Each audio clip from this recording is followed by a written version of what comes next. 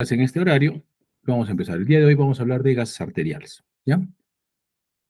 Esta prueba es muy importante porque nos sirve para, uno, medir la función respiratoria, dos, para medir el equilibrio, para evaluar la situación del equilibrio ácido-básico, ¿ya?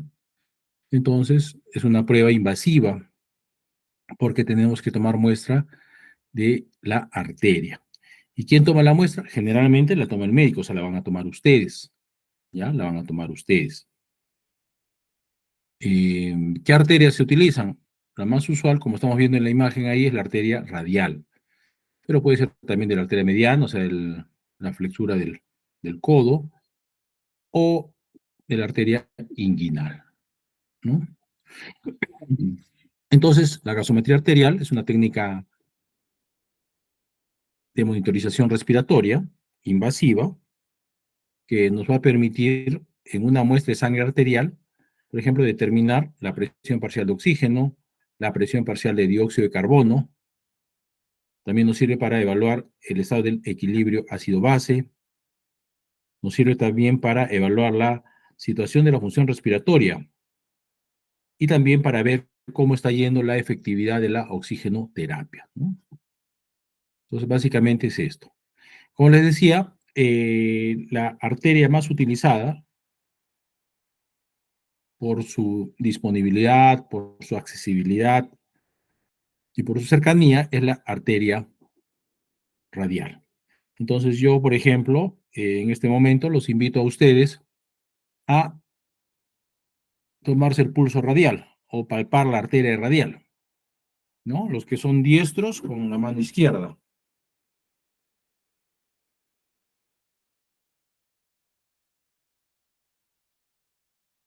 y los que son zurdos con la mano, con los dedos de la mano derecha. ¿Lo han hecho, chicos?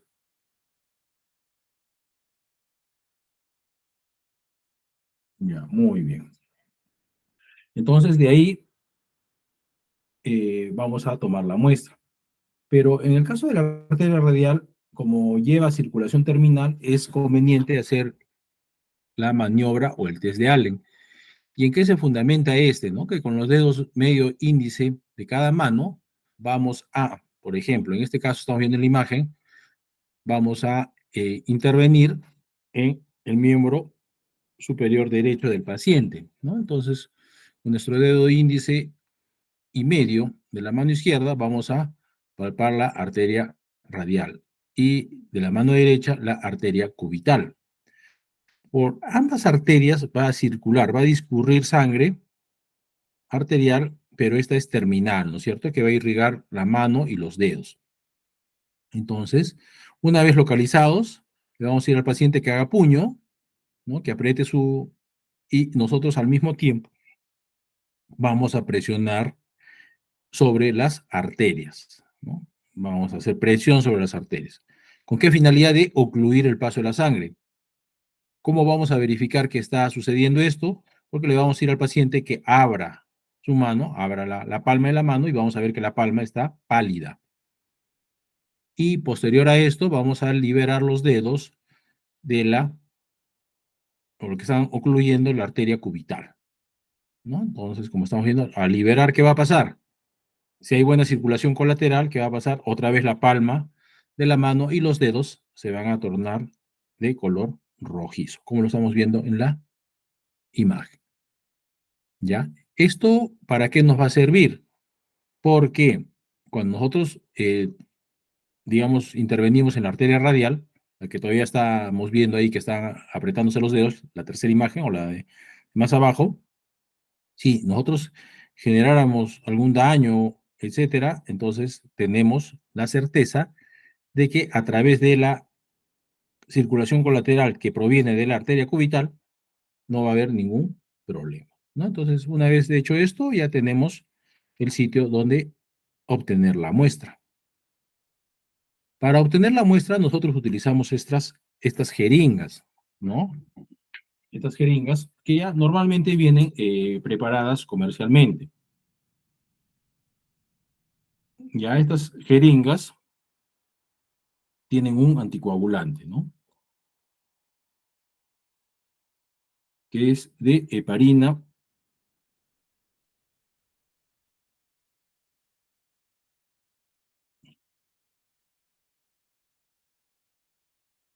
Heparina de sodio, normalmente, ¿ya?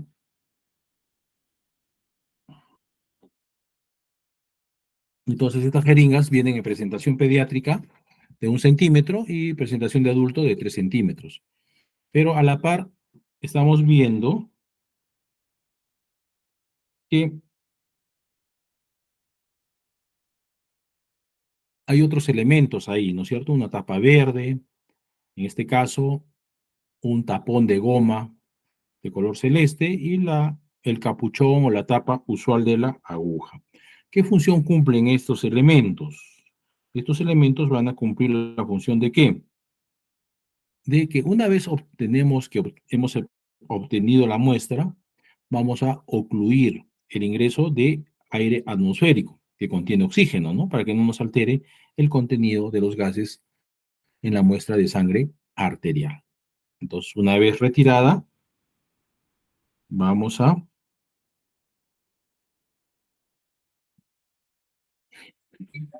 una vez obtenida la muestra y retirada de la arteria, entonces tenemos que necesariamente ocluir el ingreso. ¿Y cómo lo podemos hacer? Uno, punzando ese tapón de goma celeste. Dos, sacando la aguja y poniéndole esa tapa verde. A veces vienen en tapas negritas también, de Hebe. O ya en el último de los casos, en el caso extremos, reencapuchar, ¿no? Es lo menos aconsejable. Está prohibido reencapuchar las agujas por normas de bioseguridad, ¿no? Para evitar los accidentes punzocortantes. Como les decía, una vez ya ubicada la arteria, en este caso la arteria radial, vamos a ingresar con la aguja, ¿no? Con el bisel hacia arriba. ¿Cuál es el bisel? La parte hueca de la aguja, ¿no es cierto? Con el bisel hacia arriba, en ángulo de 45 grados o en ángulo de 90 grados, o sea, con el bisel hacia arriba. Si esta es la arteria radial, ¿qué va a pasar? Por acá está fluyendo la sangre, que va a ir hacia la palma y los dedos, ¿cierto? Uno, al entrar a la arteria, ¿qué va a pasar? Que por el latido cardíaco, ¿no? Por la presión que hay en esta arteria, se va a comenzar a llenar espontáneamente la jeringa. Es a diferencia de las venas, ¿no? Entonces acá vamos a ver que poco a poco, dependiendo del latido cardíaco, pum, pum, se va a ir llenando la jeringa de gases arteriales. Obviamente tenemos que dejar que se llene hasta lo que debe contener esa jeringa. Si es pediátrica, ya les he dicho 1 centímetro, y si es adulta, 3 centímetros, ¿no? Una vez hecho esto, dos recomendaciones. Uno, retirar la aguja de la arteria, pero al mismo tiempo tenemos que hacer una buena hemostasia compresiva, o sea, tenemos que tener a la mano, ¿no? Una torunda de algodón y apretar ahí un buen tiempo, ¿no? Y con la otra mano vamos a punzar, como le digo, este tapón de goma que normalmente acompañan a estas jeringas de gases arteriales. ¿Ya? Entonces, una vez obtenida la muestra y haber hecho una buena hemostasia compresiva o haberle puesto un buen espadadrapo ahí para que, porque como va a seguir latiendo, entonces puede hacer un hematoma, ¿cierto? O puede sangrar. A veces nos ha pasado, ¿no? El paciente sigue sangre y sangre y su cama está toda manchada de sangre, ¿no? ¿Por qué? Porque no se ha hecho buena hemostasia. Muy bien, una vez que obtenemos la muestra, y como les decía acá, ¿no? Ya, digamos, le retiramos la aguja, le ponemos esta tapa o con la aguja punzando esto, tapón de goma, entonces ya no va a entrar aire atmosférico y no va a alterar la concentración de los gases. ¿Qué va a pasar? Lo vamos a llevar al laboratorio, ¿no es cierto? Y acá en el laboratorio tenemos unos equipos que se llaman equipos o analizadores de gases y electrolitos, ¿no? De gases y electrolitos. Ya, estos analizadores de gases y electrolitos usan un método que se llama el método de ion selectivo, también por intercambio gaseoso, etcétera. ¿Y qué parámetros nos va a dar? ¿No? ¿Qué parámetros vamos a obtener? ¿Ya? En primer lugar, nos va a dar el pH. ¿Ya? Les había dicho que esta prueba nos servía para medir la situación del equilibrio ácido-base. ¿Ya? ¿Qué es el pH? El pH es el algoritmo negativo de la concentración del ion hidrógeno. Algoritmo negativo de la concentración del ion hidrógeno. En buen romance, ¿qué es el pH? Es la concentración de iones hidrógeno en una mezcla o en una solución. ¿Ya? Entonces el pH nos va a definir el grado de acidez o de alcalinidad que tiene una solución. En este caso, ¿qué solución estamos analizando? Sangre arterial. ¿Cuál es el valor normal de el pH para la sangre arterial en el ser humano? Va de 7.35 a 7.45, con una escala compatible con la vida entre 6.8 y 7.8. Siguiente parámetro, nos va a medir la presión parcial de CO2. Presión parcial de CO2 o de dióxido de carbono. Este parámetro tiene gran importancia diagnóstica porque guarda una estrecha relación con la ventilación pulmonar, ¿ya? Se refiere, tiene una relación directa con la eliminación del CO2, ¿ya? Entonces, cuando existe una presión arterial de CO2 baja en sangre arterial, ¿qué ha pasado? El paciente está en hiperventilación, o sea, el CO2 se ha ido al medio externo. Y por el contrario, cuando existe, ¿ya? O sea, cuando la presión parcial de CO2 se va al medio externo, entonces inclusive vamos a entrar en una alcalosis de tipo respiratorio. Y por el contrario, cuando nosotros encontramos una presión parcial de CO2 elevada en sangre arterial, significa que el paciente, ¿en qué está? Lo contrario, ¿no es cierto? Está en hipoventilación. Como hipoventila, no elimina el CO2 y el CO2 se queda retenido en sangre. ¿Y qué va a pasar? Nos va a llevar a una acidosis. O sea, el CO2, cuando se retiene, nos lleva a una acidosis. ¿Y por qué nos lleva a una acidosis? Porque ese CO2 se convierte en H2CO3, que es el ácido carbónico. Y ese ácido carbónico le va a ceder los iones hidrógeno. Al tener la mezcla más iones hidrógeno, ¿qué va a pasar? Va a bajar el pH, ¿ya? Entonces, este parámetro nos ayuda mucho a definir si hay acidosis o alcalosis, pero de tipo respiratorio. Siguiente parámetro es la presión parcial de oxígeno. ¿Ya? Nos mide la presión parcial de oxígeno. Este parámetro nos evalúa la capacidad de captar oxígeno del aire atmosférico. Entonces nos va a decir si el paciente está en hipoxemia cuando la presión parcial de oxígeno está por debajo de los valores normales. ¿Ya? Y si la presión parcial de oxígeno está elevada, nos va a decir que el paciente está en una hiperoxia. ¿Cuál es el valor normal de la presión parcial de oxígeno? De 80 a 100 milímetros de mercurio. Entonces, si lo encontramos por debajo de 80, está en hipoxemia, ¿no? Ya por diversas causas. Y si está elevada, está en hiperoxia. Y normalmente la hiperoxia la vamos a encontrar cuando el paciente está recibiendo suplementos de oxígeno, ¿ya? Entonces, cuando está recibiendo oxígeno a presión positiva, etcétera, etcétera, ¿no? Siguiente parámetro es el bicarbonato. Este bicarbonato nos va a dar una idea, nos va a medir la situación del componente básico del equilibrio ácido-base. Entonces, el pH, a través de los iones hidrógeno, nos va a medir el componente ácido, ¿no es cierto? Y este bicarbonato nos va a medir el componente básico del equilibrio ácido-base. Además, cuando nosotros lo vamos a encontrar, ¿no? Digamos, en mayor concentración en sangre, nos va a definir si un proceso es agudo o es crónico. Entonces, cuando se altera el bicarbonato, en este equilibrio ácido-base, entonces si baja el bicarbonato, si disminuye, nos va a llevar a una acidosis. pero de tipo metabólico. Y si está incrementado, el bicarbonato nos va a llevar a una alcalosis, pero de tipo metabólico. ¿Ya? Hay otros parámetros que son el exceso de base y la saturación de oxígeno. Ya que esos sí son importantes saberlo, ¿no? Entonces, ¿cuáles son los valores normales de los gases arteriales? pH, como ya hemos dicho, 7.35 a 7.45, presión parcial de CO2 de 35 a 45 milímetros de mercurio, presión parcial de oxígeno de 80 a 100, el bicarbonato de 22 a 26.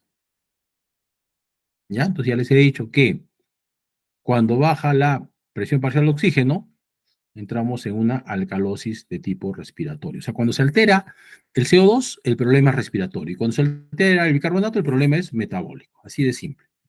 ¿Ya? Entonces, si la presión parcial de CO2 está elevada en sangre, entonces nos va a llevar a una acidosis de tipo respiratorio, porque ya lo que les había dicho, ¿no?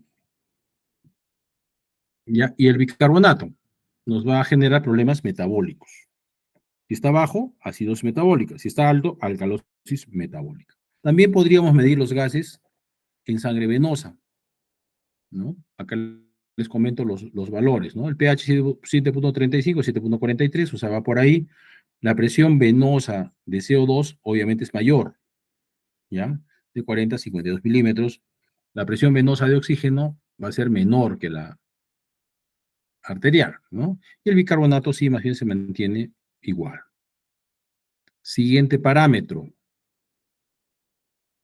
anión GAP. Anión GAP. ¿Qué es el anión GAP? Cuando nosotros escuchamos anión, nos referimos a una sustancia, una molécula que tiene carga negativa, ¿no es cierto? Y el anión gap es la diferencia que hay entre los aniones plasmáticos, que habitualmente no medimos. ¿Cuáles son los que tienen carga negativas? Proteínas, sulfatos, fosfatos, ácidos orgánicos como el lactato y el piruvato, que están en la sangre, versus los cationes, o sea, los que tienen carga positiva. Los cationes plasmáticos que habitualmente no se miden, ¿no? Y acá tenemos el potasio, calcio, magnesio, etc. Entonces, ¿cuáles son los aniones plasmáticos? El bicarbonato, las proteínas, el cloro, el sulfato, fosfatos, ácidos orgánicos, como el lactato y el piruvato. Y los cationes plasmáticos, sodio, potasio, calcio, magnesio, ¿no? Eh, Normalmente estos equipos ya te dan el cálculo, ¿no? El anión GAP, el valor normal va de 8 hasta 16, ¿ya? Pero tú lo puedes calcular. ¿Cómo lo puedes calcular? De la siguiente manera, ¿no? La fórmula del anión GAP es la siguiente. Sodio, ¿ya? Que el valor normal del sodio va de 135 a 145 mil equivalentes por litro, ¿no? Del cloro, eh, menos el cloro va de 90, 95 hasta 110, y el bicarbonato, ya hemos dicho, de 22 a 26, ¿no es cierto? Entonces la suma de los negativos, o sea, cloro más bicarbonato menos el sodio, ¿no? Entonces este es el valor del anión GAP, y el valor normal va de 8 a 16 mil equivalentes por litro. Entonces, ¿qué sucede? Si nosotros encontramos que el anión GAP está incrementado por encima de 18.000 equivalentes, ¿qué ha pasado? ¿Qué puede haber pasado? Las siguientes circunstancias, ¿no? Esto se puede deber o puede producirse por el aumento de aniones no medidos, o sea, que el paciente está recibiendo de repente administración de soluciones que contengan carga negativa, ¿no? Soluciones de productos que tengan carga negativa, albúmina, administración de carbenicilina, sulfatos, fosfatos. O porque ha disminuido los cationes, calcio, magnesio, potasio, por alguna circunstancia, ¿ya? Entonces, esa es la interpretación cuando se eleva el anión GAP. Y cuando baja el anión GAP, ¿ya? Entonces, ¿qué quiere decir? Que han aumentado los que tienen carga positiva. Muy bien, llegamos así a los trastornos del equilibrio ácido-base, ¿ya? Los trastornos del equilibrio ácido-base. Hemos dicho que nuestro medio interno se encuentra en un perfecto equilibrio, ¿no? Que el pH va a estar entre 7.35 y 7.45.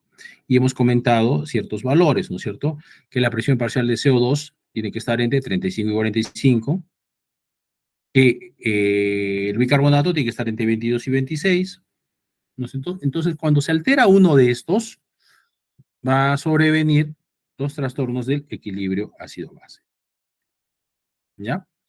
Entonces, ¿qué tipos de trastornos tenemos? Tenemos dos tipos de trastorno. O tenemos acidosis o tenemos alcalosis. A su vez, cada uno de estos dos, o esta acidosis o esta alcalosis, se divide en dos tipos, ¿no? Una acidosis metabólica y una alcalosis metabólica. O podría ser una acidosis respiratoria o una alcalosis respiratoria. Ustedes ya saben, cuando yo hablo de acidosis metabólica, ¿cuál se alteró? El bicarbonato. Y si yo hablo de un problema respiratorio, sea acidosis o alcalosis, ¿cuál se alteró? El CO2. Así de fácil son las cosas. Entonces, en una acidosis metabólica, ¿qué vamos a encontrar? ¿Ya? ¿Qué vamos a encontrar? Vamos a encontrar que cuando hablamos de acidosis, entonces el pH va a estar por debajo de 7,35. Y si es metabólica, ¿cuál es el que se alteró? El bicarbonato. ¿Y qué tiene que pasar con el bicarbonato para que nos lleve a una acidosis metabólica? Tiene que estar bajo, ¿no? Tiene que estar bajo. Obviamente, como esto es una balanza, por llamarlo así, entonces el otro elemento que está en juego, en este caso el CO2, va a tratar de compensar, ¿no? Va a movilizarse con la finalidad de compensar, ¿ya? Si estamos frente a una acidosis de tipo metabólico, entonces la presión parcial de CO2 va a disminuir en la sangre para compensar. ¿Y cómo va a disminuir en la sangre? A través de la hiperventilación. O sea, la idea es sacarlo del medio interno. ¿Sí? Eso es cuando compensa. Porque si se quedara retenido, ¿qué pasaría? Si estamos en hipoventilación, ¿qué pasaría con la acidosis metabólica? Ese CO2, como les he dicho, se va a convertir en H2CO3, ácido carbónico, y le va a seguir los iones hidrógeno. ¿Qué pasaría? La acidosis se agravaría, ¿cierto? Acá hay otro parámetro que les mencioné, pero no les comenté de qué era, que es el exceso de base. ¿Ya? El exceso de base es la cantidad de bicarbonato que se necesita para llegar a un punto de equilibrio. ¿Ya? En este caso es más menos 2. ¿Ya? El exceso de base es más menos 2.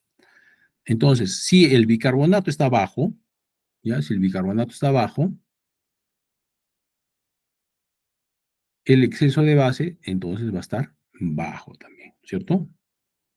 Siguiente trastorno, acidosis, pero de tipo respiratorio. Cuando hablamos de acidosis, pH bajo, si es respiratorio, el problema es con el CO2. ¿Y cómo tendría que estar el CO2 para que nos lleve a hacer una acidosis respiratoria? Tiene que estar elevado, ¿no? Por lo que ya les he dicho, tiene que estar elevado. Entonces, ¿a quién les da este tipo de acidosis? Generalmente los que están en hipoventilación, ¿ya? Por eso se queda acumulado el CO2 en la sangre y se convierte en H2CO3 y eso que ya les he comentado, ¿ya? Entonces, ¿cómo hace el organismo para compensar? El organismo para compensar retiene bicarbonato. ¿Y de dónde lo retiene? Disminuye la secreción renal del bicarbonato para compensar, ¿no? Tratar de compensar. Obviamente, este bicarbonato que va a estar incrementado en sangre, ¿cómo estaría el exceso de base? También va a estar incrementado, ¿no? El exceso de base se refiere a la cantidad de bicarbonato de más que hay. Ya les he dicho que hay, el normal es menos hasta más 2, ¿no? De bicarbonato. Siguiente trastorno es la alcalosis de tipo metabólico. ¿Ya? Alcalosis de tipo metabólico. Entonces, cuando hablamos de alcalosis, el pH tiene que estar por encima de 7,45. Y si es metabólico, el problema es con el bicarbonato. ¿Y cómo tendría que estar el bicarbonato para que nos lleve a hacer una alcalosis metabólica? Obviamente tiene que estar elevado, ¿no? Tiene que estar por encima de 26 miliequivalentes, ¿ya? Entonces, ¿qué va a hacer el organismo para tratar de compensar? Estamos frente a una alcalosis metabólica. El organismo va a tratar de retener CO2 a través de la hipoventilación, ¿no? Retener CO2 para que acidifique el medio. O sea, no nos olvidemos que el CO2 acidifica, ¿ya? Y el bicarbonato va a alcalinizar. Entonces, si tenemos el bicarbonato elevado y que nos está generando una alcalosis metabólica, el exceso de base también va a estar elevado. Y por último, tenemos la alcalosis respiratoria. Alcalosis, pH alto. Respiratoria, el problema es con el CO2. ¿Y cómo tendría que estar el CO2 para que nos lleve a una alcalosis? Tendría que estar bajo, ¿no? Porque si estuviera alto, nos lleva a una acidosis más bien, ¿no? Entonces, el CO2 está bajo. ¿Y cómo está el CO2 bajo en la sangre? A través de la hiperventilación, ¿no es cierto? Muy bien, entonces, alcalosis respiratoria, pH alto, por encima de 7,45, presión parcial de CO2 bajo, y el bicarbonato tratando de compensar. Si estamos en una alcalosis, entonces, ¿qué va a pasar? Si se queda retenido el bicarbonato, va a agravar la alcalosis, ¿no es cierto? Entonces, aumenta la excreción renal de bicarbonato, baja el bicarbonato en sangre. Y si está bajo el bicarbonato, el exceso de base también está bajo. Entonces, en la acidosis metabólica, recapitulando, el pH va a estar bajo, el problema es con el bicarbonato va a estar bajo y la presión parcial de CO2 va a estar baja, tratando de compensar. La acidosis metabólica puede ser consecuencia de la adición de ácidos fijos o pérdida de bicarbonato. Para diferenciar una de otra, calculamos el anion gap, ¿no? Si el anion gap está elevado, entonces ya sabemos que es adición de ácidos fijos, ¿ya? Estos que tienen carga negativa. Pero si el anion gap está normal o está bajo, ¿qué quiere decir? Que ha habido pérdida de bicarbonato. Siguiente trastorno es la acidosis de tipo respiratorio, ¿no? En la acidosis respiratoria el pH va a estar bajo, la presión parcial de CO2 va a estar elevada y el bicarbonato, tratando de compensar, va a estar elevado, ¿no? Entonces, la presión parcial de CO2 elevada, que nos va a llevar a hacer la acidosis respiratoria.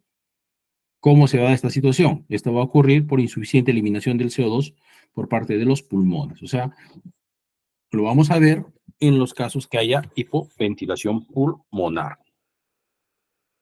La alcalosis metabólica, el pH va a estar elevado, el bicarbonato va a estar elevado y la presión parcial de CO2 elevado. ¿Ya? Entonces acá va a haber trastornos en los cuales va a incrementar el bicarbonato, ¿no? Puede ser por disminución renal u otras cosas más. Y la alcalosis respiratoria va a estar el pH alto, el CO2, si es respiratoria, el CO2 va a estar disminuido, ¿no? Y como hemos dicho que está disminuido por hiperventilación. Tratando de compensar, el bicarbonato, como estamos en alcalosis, va a disminuir o aumentar su excreción renal. Causas frecuentes de alcalosis respiratoria, histeria y llanto prolongado, ¿no? Porque acá el paciente se excita, está pues ahí, ¿no? Hiperventilando, estados de ansiedad, intoxicación por salicilatos, insuficiencia hepática, trastornos del control, o sea, del sistema nervioso central, de la parte respiratoria. Asma bronquial, fiebre, ejercicio, ¿no? Cuando estamos ahí, estamos en una alcalosis de tipo respiratorio. Ya, el embolismo pulmonar y el uso de respiradores mecánicos. ¿Ya? Entonces, por ejemplo, ¿no? Un ejemplo práctico para que sepan ustedes, ¿ya? El hipo, ¿no? Por ejemplo, el hipo. ¿Cómo lo podrías controlar? O sea, el hipo normalmente da cuando hay una acidosis, ¿ya? porque se irrita por el nervio frénico, ¿no? Y comienza, ¿no? El diafragma comienza a contraerse, ¿sí? Una forma de eh, es entrar en una alcalosis de tipo respiratorio, ¿no? O sea, le dice al paciente que hiperventile, ¿no? Entonces vamos a entrar en una alcalosis y le va a calmar el... ¿Cómo se diagnostica el trastorno primario? ¿Ya? ¿Cómo podrían diagnosticar ustedes el trastorno primario? Si yo sé que el pH está elevado, ya sé que es una alcalosis, ¿no? Y si la presión parcial de CO2 está elevada, alcalosis respiratoria no es, ¿no es cierto? No es, ¿ya? Porque para que haya alcalosis respiratoria, más bien el pH tiene que estar al revés, porque la presión parcial de CO2 elevado nos va a llevar a una acidosis, ¿no? Entonces, este es un trastorno primario de tipo metabólico, ¿no? La presión parcial de CO2 aumentada está compensando. Si el pH está bajo, estoy en una acidosis, o una acidosis. Acidosis respiratoria no es tampoco, porque para que haya acidosis respiratoria tiene que estar la presión parcial de CO2 elevada, ¿no? Entonces, en este caso, la presión parcial de CO2 está baja, entonces tratando de compensar lo que vendría a ser una acidosis de tipo metabólica. pH alto, alcalosis y presión parcial de CO2 baja, ¿sí? Este sí es una alcalosis de tipo respiratorio. Y si el pH está bajo, estoy en una acidosis, y si la presión parcial de CO2 elevada, entonces estoy frente a una acidosis de tipo respiratorio. Acá también entran los trastornos mixtos, ¿no? Los trastornos mixtos. ¿A qué se refiere el trastorno mixto? Cuando, por ejemplo, uno de los dos está alterado y el otro está normal, ¿no? Entonces, por ejemplo, ¿no? Si el pH está alterado, si está alto, estamos frente a una alcalosis. Si está bajo, estamos frente a una acidosis. Pero si la presión parcial de CO2 está normal, ¿ya? La presión parcial de CO2 está normal, ¿ya? Entonces estamos frente a una acidosis o una alcalosis donde el origen es metabólico, ¿no? Donde el origen es metabólico. Entonces se denomina un trastorno mixto.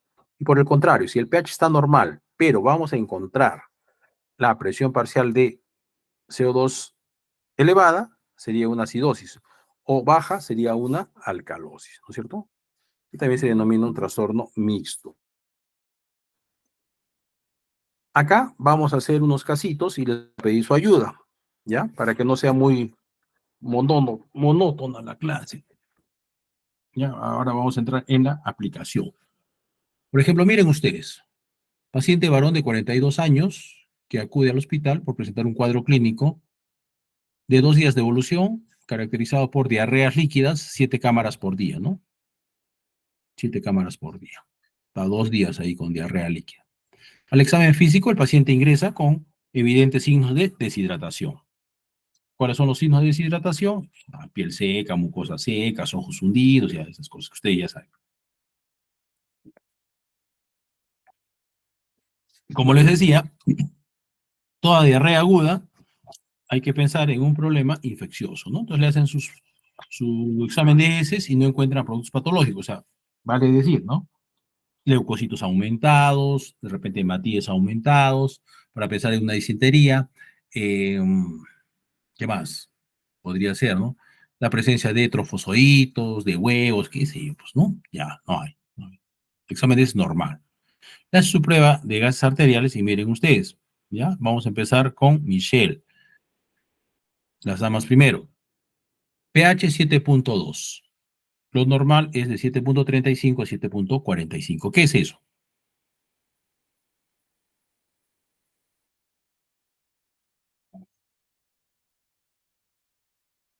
Michelle, ¿estás ahí? Ya. pH va normal de 7.35 a 7.45. Está en 7.2. ¿Qué es? Lo he hablado como loco toda media hora. ¿Ah? Ligera acidosis. No hemos hablado de ligeras acidosis, ¿ah? Y ya te he dicho, si es menos el 7,35 se denomina acidosis, ¿cierto? Sí, ya, sin miedo, ¿ah? Ya, estamos en una acidosis. Ahora le vas a poner su apellido, su primer apellido y le vas a poner su segundo apellido. Ya, tenemos una acidosis. Hemos dicho que puede ser metabólica o respiratoria, ¿cierto? Mira, la presión parcial de CO2 está en 25 milímetros de mercurio. Lo normal va de 35 a 45. El bicarbonato está en 10 miliequivalentes por litro. Lo normal va de 22 a 26. Y la presión parcial de oxígeno 93 va de 80 a 100. Ya. A ver, ¿qué es?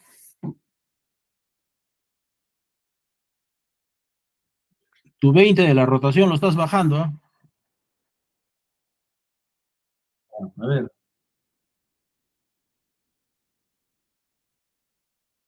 ¿qué es, pues? ¿Acidosis qué? ¿Metabólica o respiratoria? Para que sea respiratoria, ¿cómo tiene que estar el CO2? O sea, ¿cómo tiene que estar el CO2 para que te lleve una acidosis de tipo respiratorio? Mejor así la pregunta. ¿Elevado o bajo? Ya, pues elevado. ¿Cómo está ahí? Ya, bajo. Entonces, acidosis respiratoria no es. Ya, a ver, vamos a ver si es la otra. ¿Cómo tiene que estar el bicarbonato para que tenga una acidosis metabólica?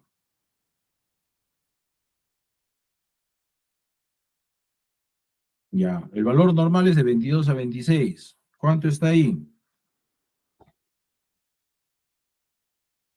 En 10. Entonces es una acidosis me, ya, metabólica. ¿Compensada o descompensada? De hecho, para que compense, el otro elemento se moviliza también, ¿no?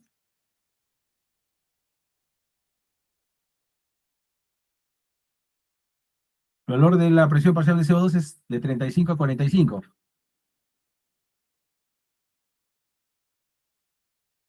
¿Es o compensada? Es compensada, ¿no? Porque si aumenta, ¿qué pasaría? Sería descompensada, ¿no?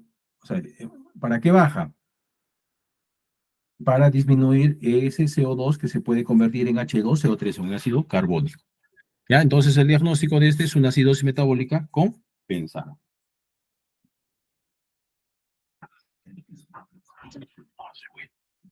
¿Ya? A ver, para mi amigo Carlos,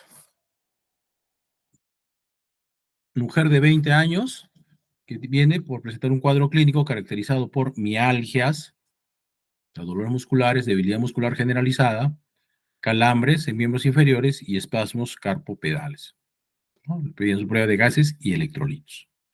Ya, les voy a decir los electrolitos. Sodio, valor normal de 135 a 145, está normal. Potasio, valor normal de 3,5 a 5 mil equivalentes. Y cloro de 95 a 110. ¿Qué dices, Carlos? ¿Qué hay ahí?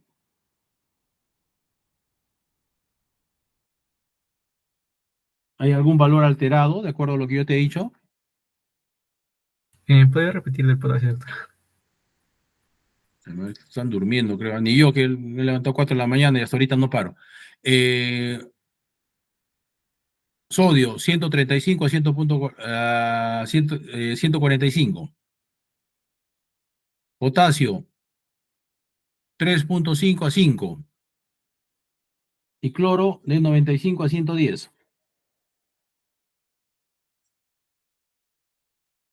El potasio está disminuido, doctor. Ya. ¿Tú crees que tiene relación con los síntomas del paciente?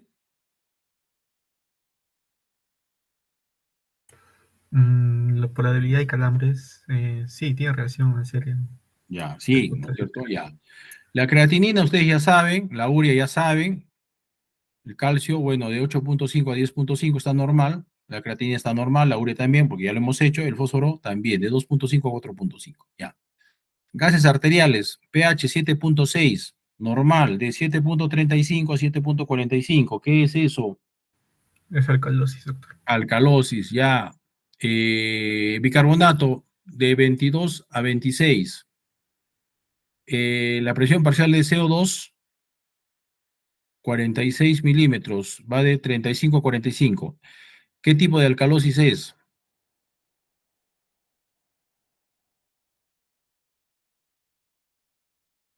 ¿Podría ser respiratoria? Eh, no, doctor, en la respiratoria el CO2 está disminuido. Abajo, ¿no es Es cierto? metabólica porque el Es una bicarbonato está alcalosis aumentado. metabólica, ¿compensada o descompensada? Compensada ya que Compensada, ¿no es cierto? sube Ya la está. Alcalosis metabólica compensada. Ya está más despierto. A ver, para mi amiga, para que se recupere, Michelle. A ver, mira, varón de 70 años, 70 años, con el antecedente patológico de una enfermedad pulmonar obstructiva crónica. Enfermedad pulmonar obstructiva crónica, de poco. Acude a la emergencia por presentar marcada disnea, la dificultad respiratoria y empeoramiento de la clase funcional. Le hace sus pruebas de gases arteriales.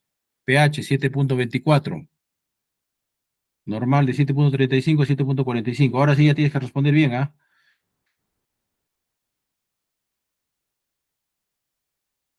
Ya.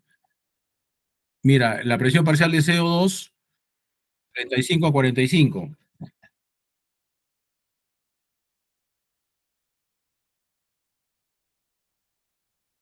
Ya. Cuando está el CO2 aumentado, ¿cómo se llama el trastorno? Es una acidosis respiratoria, ¿no es cierto? La presión parcial de oxígeno, 56, o sea, el paciente está en hipoxemia, y el bicarbonato está en 28, ¿no? Estamos en una acidosis respiratoria, ¿compensada o descompensada?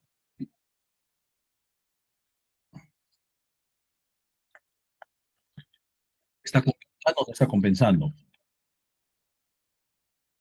¿Cómo que no? Ya. Sí está compensando, ¿no? Porque estamos en una acidosis y el bicarbonato está aumentando para compensar, ¿no es cierto? Ya, pero acá nos hacen una pregunta más. Mira, este paciente tiene enfermedad pulmonar obstructiva crónica, crónica, ¿no?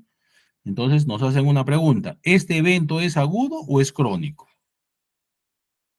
¿Ya? ¿Este evento es agudo o es crónico? ¿Ya? Crónico. Ah, estás jugando a las adivinanzas. A ver, vamos a saber ahora si es agudo o es crónico. ¿Cómo saber si la acidosis es aguda o crónica? Dice que en una situación aguda, por cada milímetro de mercurio que va subiendo la CO2, ¿qué habíamos dicho que hacía la CO2 en la sangre? ¿Qué hacía? Así, acidificaba, ¿no es cierto? ¿Sí? O sea, la CO2 aumentada en sangre te va a llevar a una acidosis respiratoria, ¿no? Entonces, ¿qué dice? Por cada milímetro de mercurio que va subiendo la CO2, ¿ya? Entonces el pH va a bajar 0,008 unidades. ¿Se entendió, no es cierto? Si tú tienes más CO2 en la sangre, el pH va a bajar. ¿Por qué? Por lo que ya les he dicho, ¿no? Ese CO2 se va a convertir en H2CO3, etc, etc. ¿Ya? Y acá hay una fórmula del pH esperado, que es igual a ¿qué? Una constante, 7.4. ¿Qué significa 7.4? El punto de equilibrio, ¿ya? El punto medio del equilibrio ácido-base. Menos esa variación del pH 0,008 por la diferencia que hay entre la presión parcial de CO2 que le he sacado al paciente, o sea, que le medio en la sangre del paciente, menos una constante que es 40. Extrapolemos los valores del paciente, ¿no? ¿Qué le encontraron al paciente? pH 7.24 y presión parcial de CO2 60, ¿no? Extrapolemos los valores. ¿Ya? pH esperado, 7.4, que era la constante, menos 0,008 por 60 menos 40. ¿De dónde viene el 60? Era la presión parcial de CO2 que le medimos al paciente. 40 era la constante, ¿no? 60 menos 40, 20. Por 0,008 sale 1.6. Si a 7.4 le quitamos 1.6, nos va a dar 7.24, que es igual al pH que le medimos al paciente. Entonces, en este caso, si es igual, es un problema agudo. ¿Ya? En este caso, el paciente, si bien es cierto, el paciente tenía un EPOC, una enfermedad pulmonar obstructiva crónica, este evento de ahora es agudo. ¿Ya? Él estaba compensado seguro, ¿no? Pero el evento de ahora es agudo. ¿Ya? O sea, la acidosis que tiene, la acidosis respiratoria, es aguda, ¿no? ¿Y por qué se da la acidosis? Ya hemos dicho por hipoventilación, ¿no es cierto? Por hipoventilación. Se queda acumulado el CO2 ahí en sangre. ¿Ya? Entonces, en este caso, es un problema agudo. El problema es agudo si el pH medido, o sea, el pH medido que le medió al paciente es igual al pH que le he calculado, ¿no? Aplicando esta fórmula. Y el problema es crónico si el pH medido del paciente es diferente que el pH calculado o el pH esperado. ¿Qué más podría suceder, no? En una situación crónica. Si el pH medido del paciente es mayor que el pH calculado, ¿ya? ¿Qué significa? Que ese paciente, si el pH medido, escúcheme bien, si el pH medido del paciente, ¿no? Lo que estoy midiendo al paciente en este momento es mayor que el pH calculado, ¿qué significa? Que esa sangre del paciente tiene más bicarbonato, ¿no? Ya, está bien, es un evento crónico ya, pero que en forma crónica ha ido acumulando bicarbonato, ¿no es cierto? Para que esté ese pH más de lo que normalmente debería ser a través del cálculo, ¿no es cierto? Entonces, además de eso, es un proceso crónico que tiene añadido una alcalosis metabólica. Y por el contrario, si el pH medido del paciente, si el pH medido del paciente es menor que el pH calculado, ¿qué quiere decir? Para que sea menor ese pH medido, quiere decir que ese paciente tiene en la sangre más iones hidrógeno, ¿no? Entonces, ese paciente está cursando con una acidosis metabólica crónica. ¿Se entendió?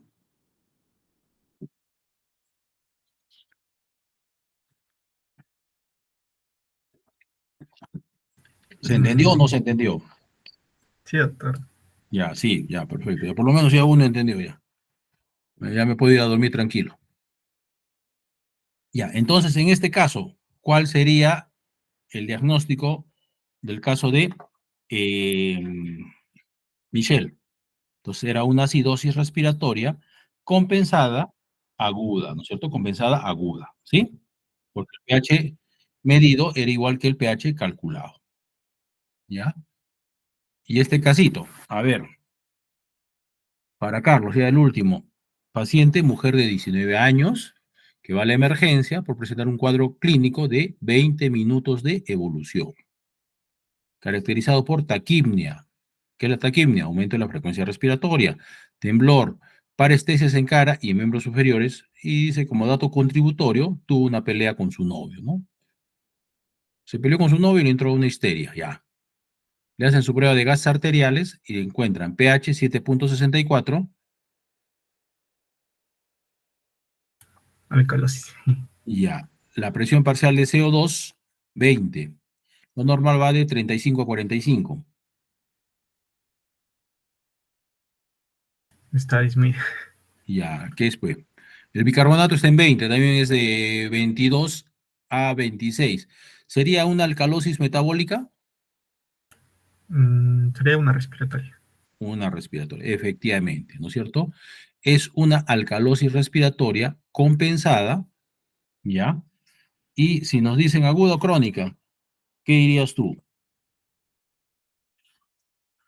¿Qué dirías tú? ¿Qué dirías tú? Agudo o crónica. Así, a ojo cerrado, ya. Acá hay un dato. 20 minutos de evolución, después una pelea, etc, etc, etc. Ah, Entonces, es cierto, es cierto. es un problema agudo, ¿no? Es un problema Sí. agudo. Pero ya, bueno, nos hacen la misma pregunta, aplicamos la fórmula, etc, etc, etc, y nos sale igual. Entonces era una alcalosis respiratoria compensada, aguda o aguda compensada. ¿Ya? Muy bien, chicos, hasta ahí lo de hoy. ¿Alguna pregunta?